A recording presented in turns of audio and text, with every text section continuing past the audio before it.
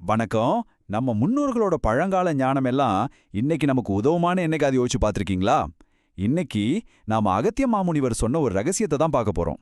நம்ம வாழ்க்கையே மாத்தக்கூடிய ஒரு சக்தி வாய்ந்த ரகசியம் இது. வாங்க இந்த ஒரு வரியோட ஆரம்பிக்கலாம். சரியான மூச்சு பயிற்சியால கடவுளையே பார்க்க முடியும். யோசிச்சு பாருங்க, எவ்வளோ பெரிய வாக்குறுதி இது. சும்மா மூச்சு விடுறதுல இவ்வளோ பெரிய சக்தியான ஆச்சரியமா இருக்கு இல்லையா? இது எப்படி சாத்தியம்? வாங்க இதுக்குள்ள என்ன இருக்குன்னு இன்னும் ஆழமா பார்க்கலாம்.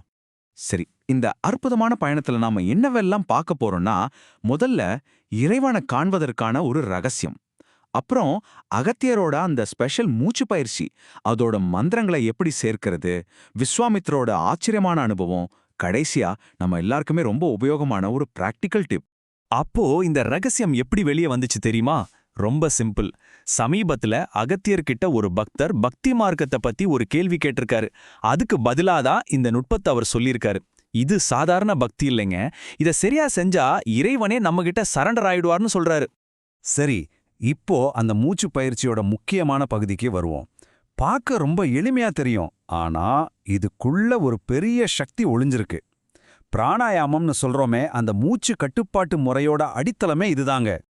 அகத்தியர் சொன்னதை நல்லா கவனிங்க.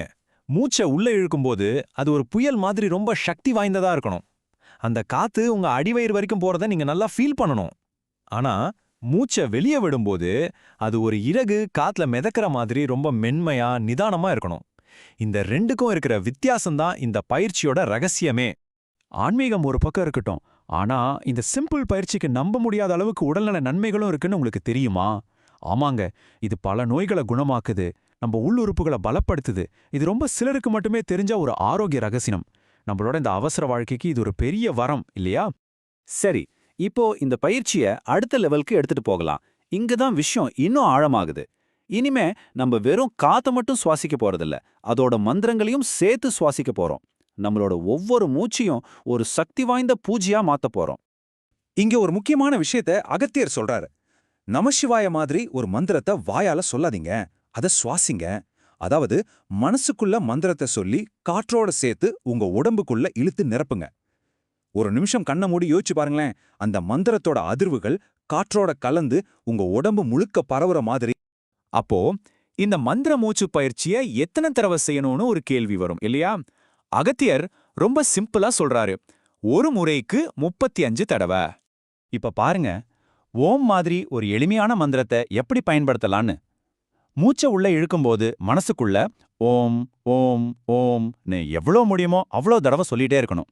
அதே மாதிரி மெதுவா வெளியே விடும்போதும் மனசுக்குள்ள ஓம்னு சொல்லணும். வேணும்னா ஒரு தடவை ட்ரை பண்ணி பாருங்க. சரி, இந்த டெக்னிக்க அதோட உச்சகட்டத்துக்கே கொண்டு போன ஒருத்தர் இருக்கார். அவரோட கதைக்குள்ள போலாம் வாங்க. அவர்தான் மகாமுனிவர் விஸ்வாமித்ரர். அவரோட அனுபவம் நம்மள நிச்சயமா ஆச்சரியப்படுத்தும். விஸ்வாமித்ரருக்கு ஒரு பெரிய ரகசியம் தெரிஞ்சிருந்திருது.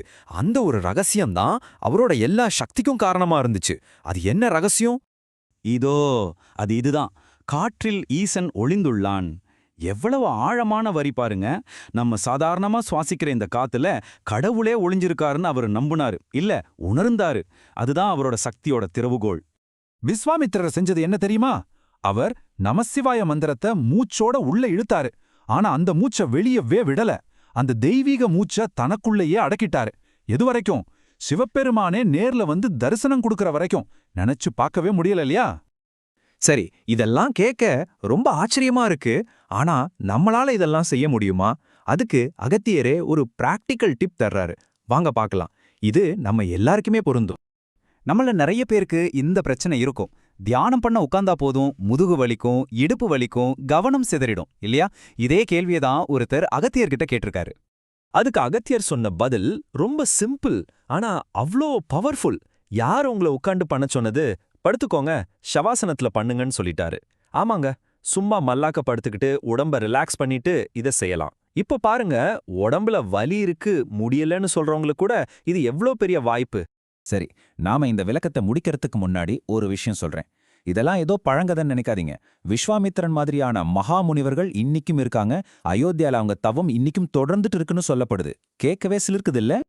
அப்போ கடைசியா உங்களுக்கான ஒரு கேள்வி. இந்த பழங்கால ஞானம் எல்லாம் இன்னிக்கும் உயிரோட இருக்குன்னா ஒரு நிமிஷம் யோசிங்க, உங்களுடைய ஒவ்வொரு மூச்சு காற்றுலையும் நீங்க இன்னும் திறக்காம இருக்கிற ரகசியங்கள் என்னவா இருக்கும்?